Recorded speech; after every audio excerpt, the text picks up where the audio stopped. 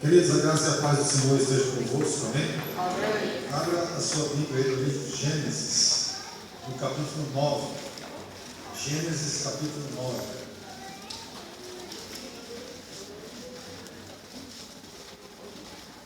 Glória a Deus. Na abertura do culto, nós lemos Gênesis, capítulo 8, dos versículos 13 ao 22.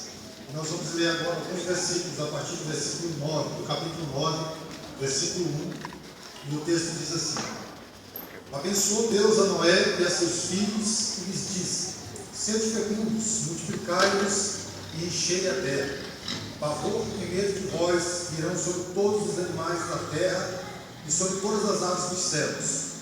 Tudo que se move sobre a terra e todos os peixes do mar nas vossas mãos serão entregues. Tudo que se move e vive ser-vos-á para alimento. Como vos dei a erva verde, tudo vos dou agora. Carne, porém, com sua vida, isto é, com seu sangue, não comereis. Certamente requererei o vosso sangue, o sangue da vossa vida, de todo animal o requererei, como também da mão do homem, sim, da mão do próximo, de cada um requererei a vida do homem. Se alguém derramar o sangue do homem, pelo homem se derramará o seu, porque Deus fez o homem segundo a sua imagem. Mas sede fecundos e multiplicai-vos, povoai a terra e multiplicai-vos nela. Diz também Deus a Noé e a seus filhos: Eis que estabeleço a minha aliança convosco e com a vossa descendência, e com todos os seres viventes que estão convosco, tanto as aves, os animais domésticos, os animais selváticos que saíram da arca, como todos os animais da terra.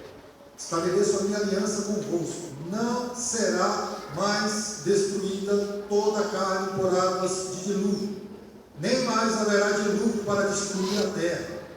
Disse Deus: Este é o sinal da minha aliança que faço entre mim e vós, e entre todos os seres viventes que estão convosco, para perpétuas gerações.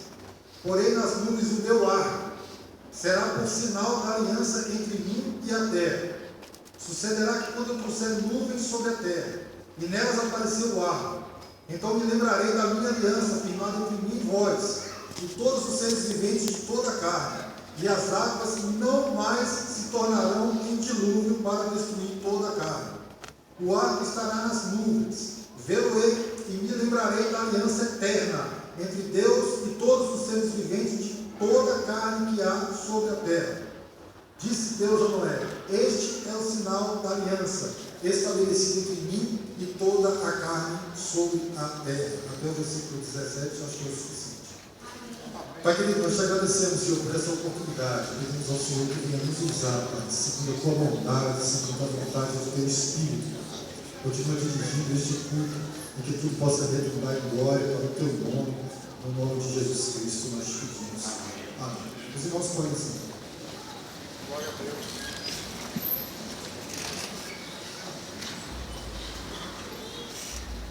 Quando fui convidado para estar aqui ministrando esta noite, irmãos, eu pensei assim: primeiro domingo do mês, o primeiro culto do ano, é uma responsabilidade enorme. E eu recorri aos arquivos da minha mente, procurando uma desculpa para dar. Procurando alguma coisa para falar: não, eu não vou não. Procurei rapidamente, porque a pessoa estava no telefone, né? Eu podia ficar deixando a pessoa esperando para te dar uma resposta. E eu pesquisei e não achei nenhuma resposta, e eu falei sim. E depois que eu falei sim, eu comecei a tremer. O que eu vou dizer para a igreja no primeiro dia do ano, no primeiro domingo, no primeiro culto de 2017? Mas aí a pessoa que me convidou me tranquilizou: não, fique tranquilo, porque o pastor vai estar de férias, eu já não vai estar mais lá na igreja, está tudo tranquilo. Aí eu me tranquilizei, irmãos, com aquelas palavras, né? Aí ontem à noite, na hora do culto aqui, né, eu todo alegre, né? O pastor está saindo de férias, o pastor falou: não, mas eu estou saindo de férias, mas amanhã eu ainda vou estar aqui. Aí a vontade de desistir foi grande demais da conta, viu, irmãos? Mas a palavra hoje não está com o pastor, a palavra está comigo. Então eu espero que o Senhor Glória a Deus. aos corações nessa noite, segundo a vontade dele, segundo o querer dele, para a edificação do povo de Deus. Queridos, 2016 foi um ano muito difícil para todos nós. Nós enfrentamos e ainda estamos enfrentando uma das maiores crises da história recente do Brasil. Uma crise financeira que se abateu sobre esta nação, de forma que milhares e milhares de pessoas estão sendo jogadas para o desemprego cotidianamente. E é possível que muitos dos irmãos que aqui estejam desempregados por causa dessa crise que se abateu sobre a nossa nação. Além dessa crise econômica, irmãos, nós estamos também vivendo uma crise política, onde o Brasil está sempre nas páginas policiais, onde a nação, irmãos, está mergulhada numa onda de corrupção jamais vista em toda a história, talvez na história da humanidade.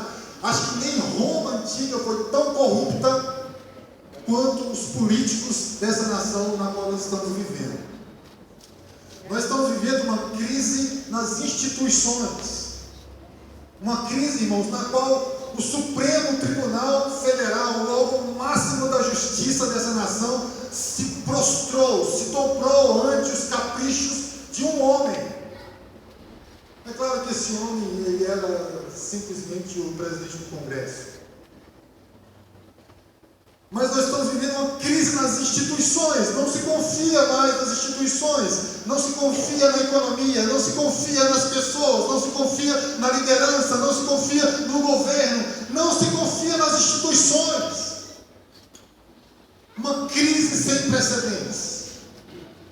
Além dessa crise que nós estamos vivendo, irmãos, crise política, crise econômica, crise social, nós estamos vivendo uma crise de valores. Crise de valores. Onde uma mulher contrata o seu amante para matar o seu marido. Onde pessoas espancam até a morte numa plataforma do metrô, diante de todas as outras pessoas, uma outra pessoa pelo fato dela ser travesti, homossexual. Nós estamos mergulhados, irmãos, talvez na maior crise da nossa história. E quer saber, irmãos, virou o ano e a crise não acabou. Não existe perspectivas a curto prazo. Você olha para o túnel e não vê luz no fim do túnel. Você que talvez fosse se aposentar no ano que vem, ou daqui a 2, 3 anos, você descobriu que vai ter que trabalhar mais uns 10, 15 anos para poder se aposentar. O desespero tem se abatido sobre a nossa nação. E eu pergunto, irmãos, qual deve ser a posição da igreja com relação a essa crise? Qual deve ser a minha posição, a sua posição em relação a essa crise? Nós vamos olhar para esse texto e vamos tentar entender alguma coisa sobre isso. Esse texto está falando sobre o episódio que se sucedeu ali, o dilúvio. E quando nós analisamos o dilúvio, às vezes nós temos uma visão apaixonada, sabe? Uma visão talvez até um pouco infantil do que foi o dilúvio. Isso talvez seja devido ao fato de que quando nós abrimos as nossas Bíblias em quadrinhos, sabe aquelas Bíblias ilustradas, quando éramos crianças, ou aquelas que nós damos para as nossas crianças, quando você olha para a Arca de Noé, naquela Bíblia ilustrada, o que você vê é um Noé sorridente, ao lado de vários animais, felizes, com a cabecinha ali do lado de fora, aquela coisa mais maravilhosa do mundo. E nós talvez tenhamos sido contaminados com essa visão. E a gente talvez pense que o dilúvio, ou que Noé e aqueles que estavam com ele na arca, viveram aquela alegria, aquele regozijo naquele ambiente. Mas, queridos, não foi assim que aconteceu. E eu vou explicar por que não foi. Digamos que você, irmão, seja convidado, você e a sua família, e os seus melhores amigos, sejam convidados para participar, ou para passar umas férias de 6 meses, no iate mais luxuoso, no maior e mais luxuoso iate já construído pelo homem. Aquele iate que tem piscina, que tem academia, que tem quartos separados, que tem tudo de bom. E que esse iate tenha sido contratado uma equipe de cozinha para cozinhar para você durante esses 6 meses a melhor comida que você jamais comeu. E que durante esses 6 meses você vai estar nada mais, nada menos do que no mar do Caribe, aquele mar azul turquesa. E você vai passar 6 meses no iate mais luxuoso de todos os tempos, com toda a sua família, com televisão, com internet, com celular, com tudo, durante 6 meses navegando no mar do Caribe. Que tal? A primeira semana que você passar naquele iate, irmãos, talvez seria a semana mais excitante e inesquecível de toda a sua vida. A segunda semana seria uma semana muito boa também. A terceira semana seria uma semana boa. A quarta semana, irmãos, já não seria assim, sabe? Uma semana muito boa. Mas você tem que passar 6 meses, agora que terão 4 semanas. A quinta semana, irmãos, você não aguenta mais ver pinguim, golfinho, você não aguenta mais ver baleia, você não aguenta mais ver tubarão. Na quinta semana, você não aguenta mais ver aquelas pessoas que estão dentro do iate. Você não aguenta mais comer aquela comida. Na sexta semana, você está desesperado por um pedaço de terra para colocar o seu pé. Você não aguenta mais ver aquele mar azul turquesa. Mas ainda não se passaram 2 meses, ainda tem 4 meses pela frente. Irmão, se você sobreviver a esses 6 meses, depois de um ano que você esteja aqui na sua terra, e alguém falar assim: ei, vamos visitar o mar do Caribe, você vai querer esganar essa pessoa. Noé não estava navegando no mar do Caribe. Noé estava navegando na embarcação mais desconfortável que já foi construída pelo homem. A embarcação que Noé construiu tinha mais ou menos 130 metros de comprimento, 22 metros de largura, 13 metros de altura. Segundo as especificações que Deus passou para Noé, que está em Gênesis capítulo 6, versículo 16, só tinha 2 entradas, segundo as especificações. É claro que esse texto aqui pode estar resumido, a história pode estar resumida, mas só tinha 2 entradas, a porta principal, uma porta grande, por onde todos entraram, os animais, e uma janelinha lá em cima, de 45 centímetros quadrados. Ó. Alguns estudiosos dizem que ao redor da arca tinha várias outras janelinhas, mas segundo as especificações que tem na Bíblia, só tinha essas 2 aberturas. A arca tinha 3 pavimentos. No pavimento de baixo, irmãos, não tinha nenhuma abertura, porque era o pavimento que ia estar em contato com a água, era a parte que ia ficar submersa. No pavimento mediano ali, o segundo pavimento, também é possível que não tivesse nenhuma abertura, e se tivéssemos outras aberturas, seria apenas no terceiro e último pavimento. Aquele lugar era escuro, era sombrio. Quando estava frio, era muito frio. Quando estava quente, era um calor de matar. Era nessa embarcação que Noé estava andando. E Noé não passou 6 meses nela, irmãos. A gente pensa que Noé passou 40 dias e 40 noites na arca, não foi? 40 dias e 40 noites choveu. Depois a Bíblia diz que as águas prevaleceram sobre a terra 150 dias. 5 meses, é claro, contando os 40. Depois que as águas prevaleceram 150 dias, elas começaram a baixar. Noé passou, irmãos, mais de 1 ano dentro dessa arca. Aproximadamente 1 ano e 10 dias dentro dessa arca. Naquele lugar escuro, sombrio, triste. E quer que eu te diga mais uma coisa? Aqueles animais que foram colocados lá dentro da arca, eles não estavam dormindo, não, hibernando, não.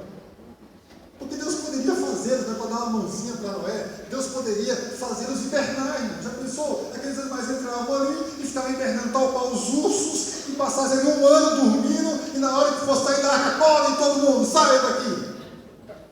Mas não foi assim. Mas, gente, como é que você sabe que não foi assim? Gênesis 6, versículo 21 diz assim: Noé, Deus falando com Noé, Noé, leva contigo de tudo que se come, ajunta contigo, Noé, porque isso servirá de alimento para ti e para todos os animais. Isso quer dizer, irmãos, que os animais estavam comendo. E sabe o que acontece quando o animal come? Sabe o que acontece quando o animal come? Existem os rejeitos da digestão, que é cientificamente conhecido por fezes. Fezes.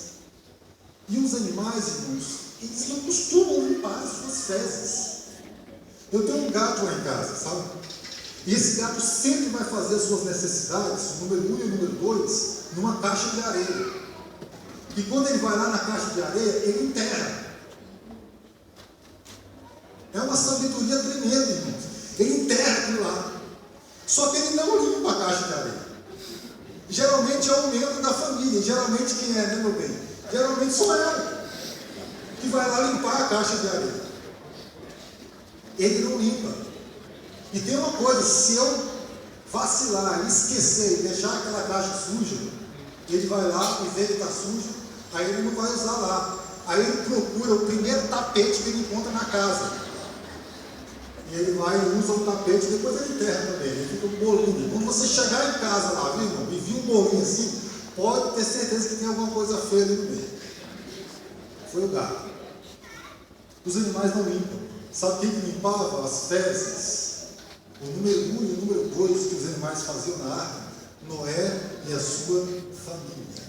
Irmãos, estudiosos, cristãos, eles calculam que Noé e a sua família tiravam 1.500 quilos de fezes por dia da arca. Eles pegavam as fezes lá do primeiro andar e tinham que jogar onde? Subia para o segundo, para o terceiro, jogava fora. Pegava no segundo, subia para o terceiro, jogava lá fora. Pegava no terceiro, jogava lá fora. E eles não tinham, irmãos, como nós temos hoje, aqueles detergentes, sabe? Para limpar, deixar tudo limpinho, tudo maravilhoso. Não, eles colhiam ali mal, da maneira que dava para colher, entendeu? Para recolher as fezes e tal. E levava, imagina um corredor de 130 metros, ele limpava aqui, ia limpando, quando chegava lá, irmãos, esse primeiro que já fez de novo. Já fez de novo. Imagine, queridos, o mau cheiro daquela arca. Imagina.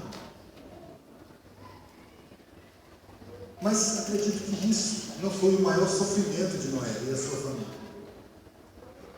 O maior sofrimento que eu vejo pelo qual Noé e a sua família passaram, irmãos, está aqui no versículo, capítulo 7, versículo 16, que diz assim, que Deus, quando Noé entrou na arca, Deus fechou a porta por fora. Deus fechou a porta após ele.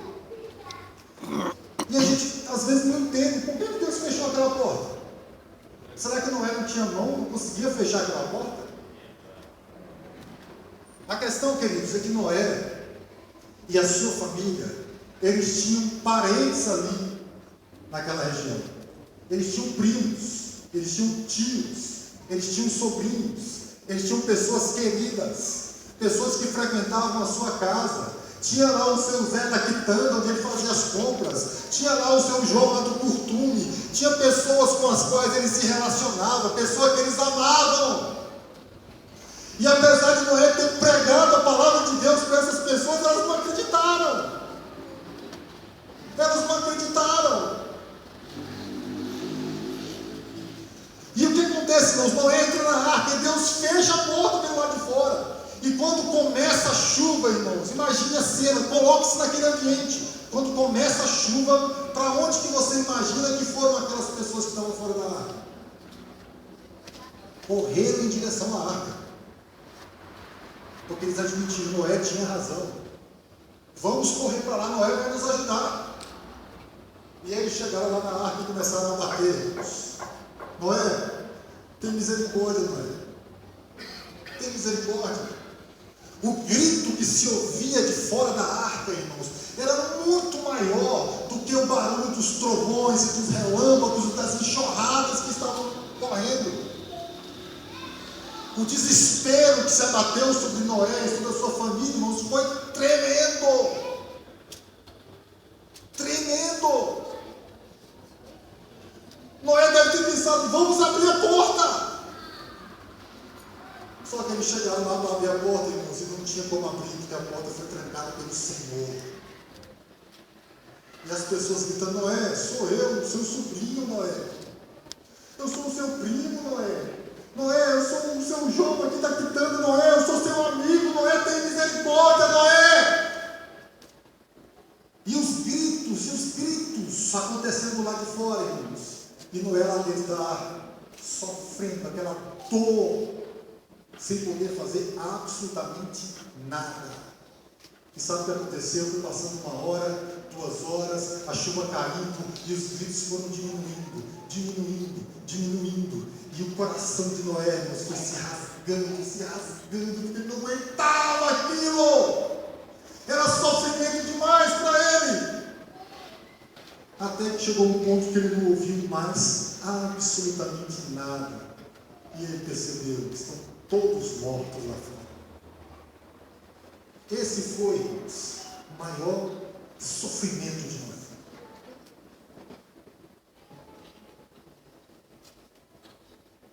A arca de Noé foi, ao mesmo tempo, a salvação de Noé, mas foi o calvário dele. Foi a cruz dele. Foi sofrimento para ele. O dilúvio, irmãos, marcou aquelas pessoas para sempre. O dilúvio deixou marcas profundas na alma e na vida daquelas pessoas.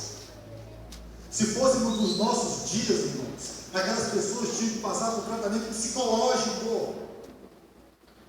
Aquelas pessoas tinham que passar por tratamento psicológico.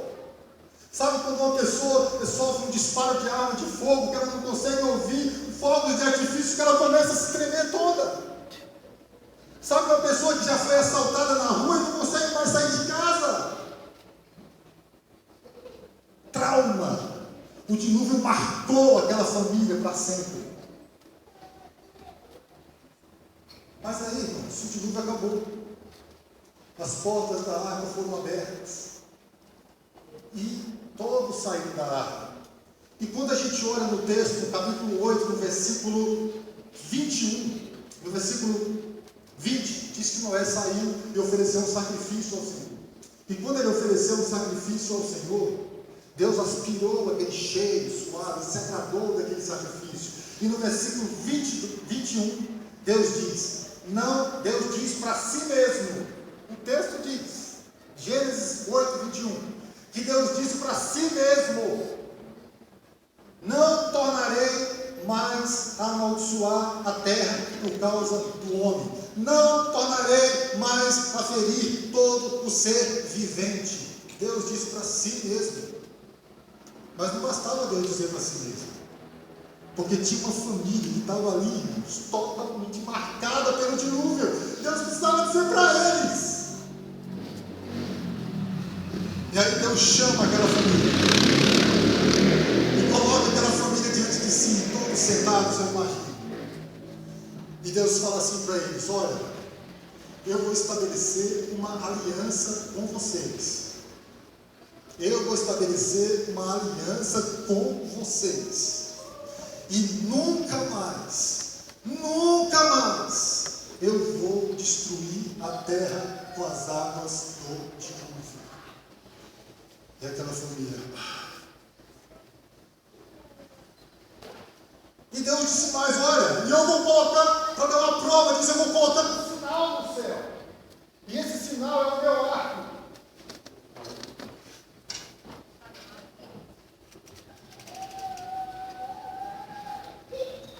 sinal, é o meu arco.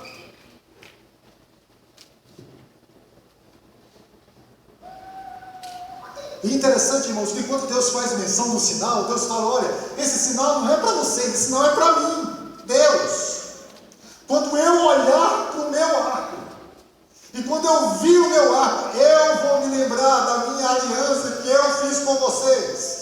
Então Noé e toda a sua família, e todos os animais da terra podem ficar sossegados, tranquilos, porque nunca mais eu vou destruir a terra com o dilúvio. E aí, irmãos, aquele povo vai tocar a sua vida. E aquele povo começa a trabalhar. Mas sabe o que acontece, queridos? O regime das chuvas continuaram. E eu acredito que Deus, bondoso como Ele é, nas primeiras chuvas que Deus deu, Ele mandou aquela chuva bem tranquilinha, sabe? Aquela chuva bem sossegada. Mas teve uma hora, irmãos, que caiu um pé d'água, que caiu um toró, que caiu uma chuva violenta e pesada. E eu imagino aqui, irmãos, os filhos de Noé correndo para a casa de Noé e falando, pai, nós temos que voltar para a arca. Pai, mas por que meu filho voltar para a arca? Porque está acontecendo de novo, pai. As águas já estão subindo, já tem animais mortos lá no rio, pai. Vai acontecer tudo outra vez. Se nós formos agora, pai, nós ainda conseguimos alcançar a arca. Nós precisamos voltar para a arca, meu pai. E não é não, meu filho. Você não precisa voltar para a arca. Você pode ficar sossegado, pode ficar tranquilo. Mas, pai, que garantia que o Senhor tem, pai? Nós precisamos correr agora para chegar à arca. E Noé dizia, pode ficar sossegado, meu filho, porque nós temos uma garantia. E a garantia que nós temos é a palavra que o Senhor falou. A garantia é a palavra. O Senhor falou, eu não vou mais destruir a terra com o dilúvio. Fique sossegado, meu filho. Sente-se aí, espera a chuva passar. Daqui a pouco vai sair o sol, porque o Senhor empenhou a sua palavra.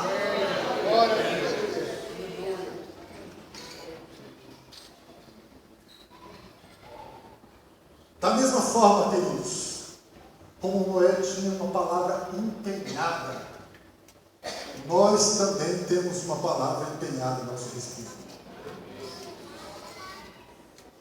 E sabe qual é o maior desafio da igreja diante dessa crise? Sabe qual é o maior desafio da igreja durante o ano de 2017, 2018? Sabe qual é o maior desafio da igreja durante toda a sua vida, até o dia que Jesus vier buscar a sua igreja em geral, ou você em particular? O maior desafio que você tem que fazer é retornar para a palavra. É se apegar à palavra, é amar a palavra, é abraçar a palavra, é viver a palavra, é se sujeitar à palavra. Esse é o seu e o meu desafio, irmãos. Não tem como enfrentar crise se não for pela palavra.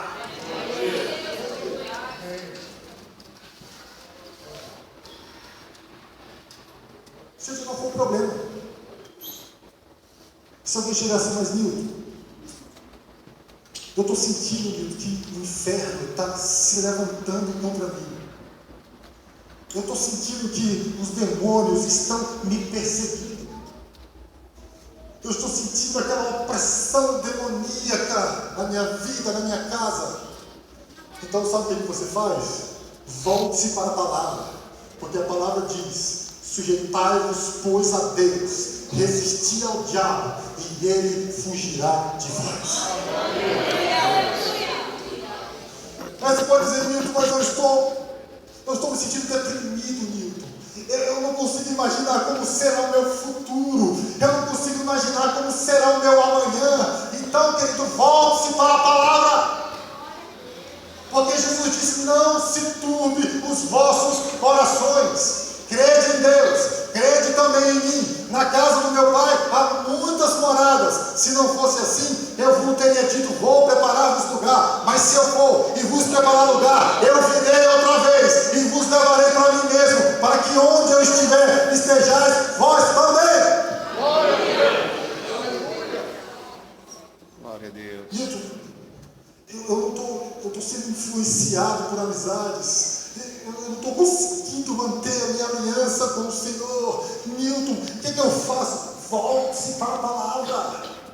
A palavra diz: bem-aventurado o varão que não anda segundo o conselho dos ímpios, nem se detém no caminho dos pecadores, nem se assenta na roda dos escarnecedores. Antes tem o seu prazer na lei do Senhor, e na lei do Senhor medita de dia e de noite. Volte-se para a palavra.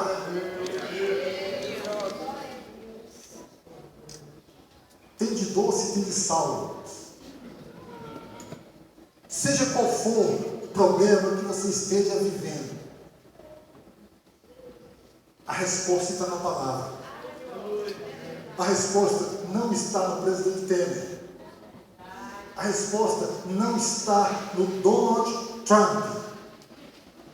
A resposta não está no Sérgio Moro. A resposta não está na autoridade desta igreja, nos líderes desta igreja. A resposta, irmãos, vai estar aqui, ó, na palavra. Glória a Deus.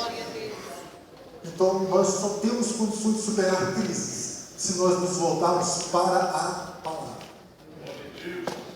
Noé poderia ficar tranquilo. Sabe por quê? Porque ele tinha uma palavra empenhada. E essa palavra fez nascer nele a fé.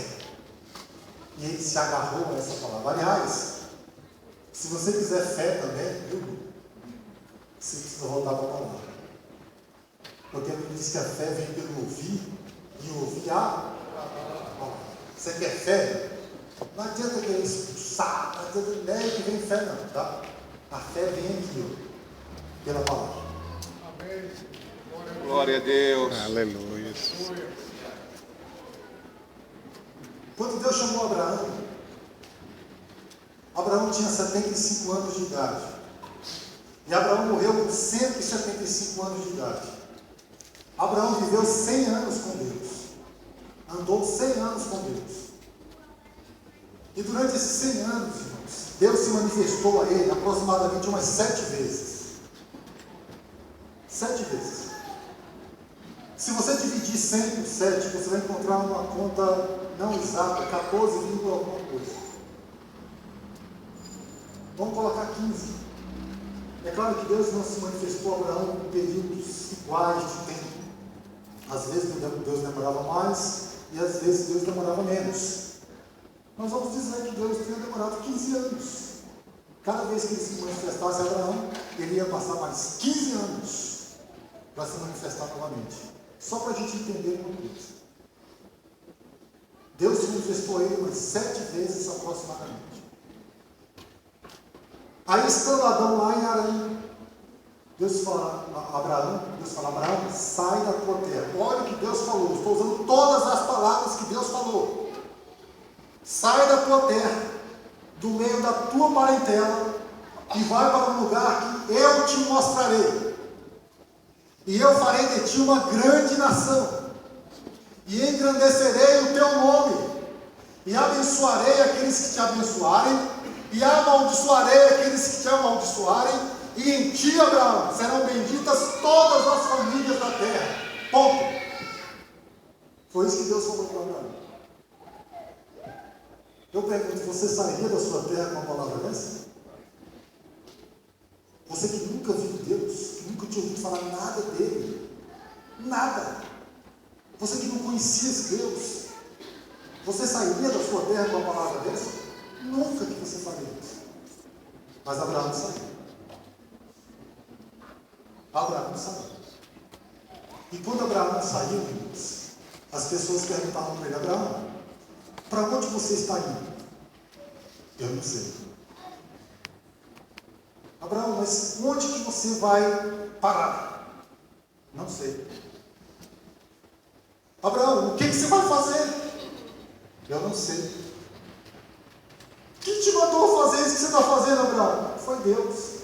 Que Deus é esse, Abraão? Eu não sei. Como é esse Deus, Abraão? Não sei. Como é que é a aparência dele, a fisionomia dele? Eu não sei. Eu não sei nada sobre ele. E como é que você está fazendo uma loucura dessa, Abraão? Abraão diria: a única coisa que eu tenho é uma palavra que ele me entregou. Sai da tua terra e eu vou te abençoar. Queridos, Abraão não tinha Bíblia, Abraão não tinha harpa, Abraão não tinha igreja, Abraão não tinha lugar para cultuar, Abraão não sabia nada sobre Deus, e com uma palavra ele saiu, e se Deus jamais tivesse manifestado a ele, ele teria morrido crendo nesta palavra.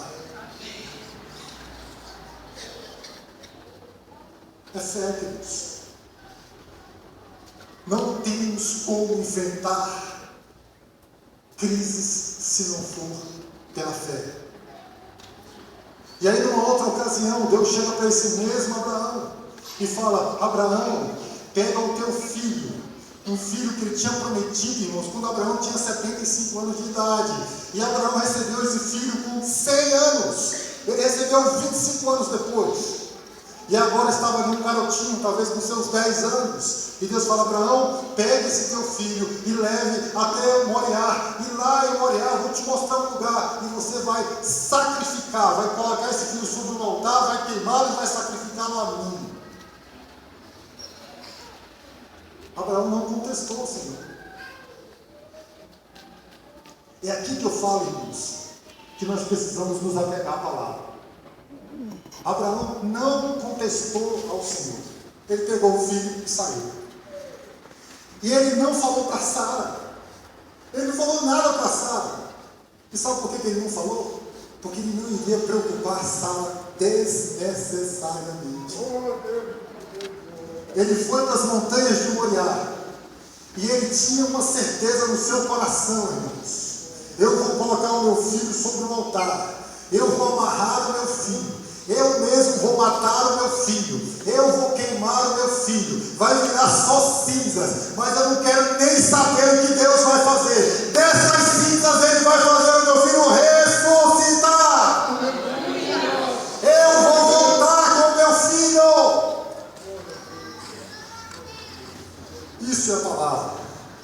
Quando a gente está preso à palavra, irmãos, não tem circunstâncias, sabe, que possam mudar a nossa fé. Não é economia, irmãos, que vai determinar a minha alegria. Não é aposentadoria. Não é, irmãos, a segurança nacional. Não são as guerras.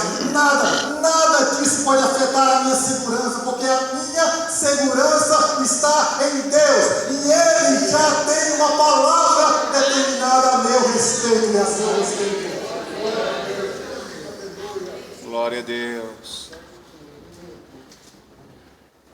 Um dos professores dessa igreja, que inclusive está presente, usou uma ilustração certa vez aqui na igreja. Eu quero tomá-la de empréstimo.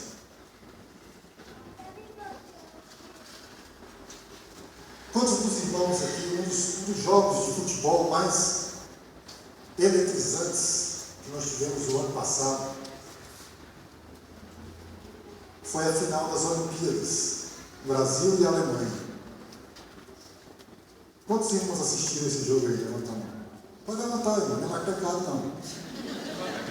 Antes é. Eu não assisti. Mas eu não assisti, irmãos, porque nesse bendito dia eu estava em um casamento. E eu era padrinho de casamento. E se eu não fosse padrinho, pelo menos eu ficava ali no canto assistindo. Mas padrinho não dá, né? Mas assim mesmo, sabe, as pessoas estavam ali com um ratinho, com uma televisãozinha ali pequena, e eu estava com o olho no gato e o olho no peixe, né? Gol do Brasil! Gol da Alemanha! Ninguém aguenta mais eu falar esse gol da Alemanha. Aí ficamos tristes. Quando acabou o jogo e a prorrogação, foi para os pênaltis. Aí nós já estávamos no salão de recepção lá da festa de casamento. Mas mesmo assim eu estava tão assim nervoso com aquela situação que eu nem quis ver os pênaltis, dava para ver já, né? Já estava mais tranquilo ali, né? Aí reuniram-se as pessoas ao redor de uma televisãozinha que tinha lá no celular. E quando o Brasil fazia um gol, todo mundo... Aí eu me alegrava, né? De novo. Aí quando a Alemanha fazia o gol, aí eu me entristeci. E aquela tensão, o Brasil faz o gol. Até, irmãos, que o último pênalti, Quando a Alemanha já tinha errado, o brasileiro vai lá, bate e faz o gol, e tem aquele alvoroço no salão, né, de festas. Eu percebi, o Brasil foi campeão. Aí eu relaxei. Semana passada, eu baixei no YouTube os gols dos pênaltis para assistir. E aí, quando começaram a bater os pênaltis lá, irmãos, eu não fiquei preocupado. Eu não fiquei tenso. Eu não fiquei nervoso. A Alemanha fazia, o Brasil fazia. A Alemanha fazia, o Brasil fazia. E eu estava relaxadíssimo. E sabe por que eu estava relaxado, irmãos? Porque eu sabia do resultado. Deixa eu dizer uma coisa para você, querido. Se você se apegar a essa palavra, você já sabe o resultado. Eita Deus. No final, você vence. No final, Deus esmaga Satanás debaixo dos seus pés. No final, você é arrebatado. No final, você mora para sempre com o Senhor. Você já sabe o resultado. Então, para que você vai se preocupar? O maior desafio meu e o seu, queridos, é nos voltar para as Escrituras, para a palavra de Deus. Tem uma propaganda na televisão que ela diz assim: a pessoa chega para o moço que está sentado, né? Fala, eu quero carregar o meu último chip para colocar no meu celular, lá no posto Piranga. Ah, eu quero fazer um lanche, posto Piranga. Ah, eu preciso comprar um queria, posto Piranga. Seu posto é esse aqui, irmão. Você quer bênção? Está aqui o seu posto. Quer vitória? Está aqui o seu posto. Quer alegria? Está aqui o seu posto. Quer segurança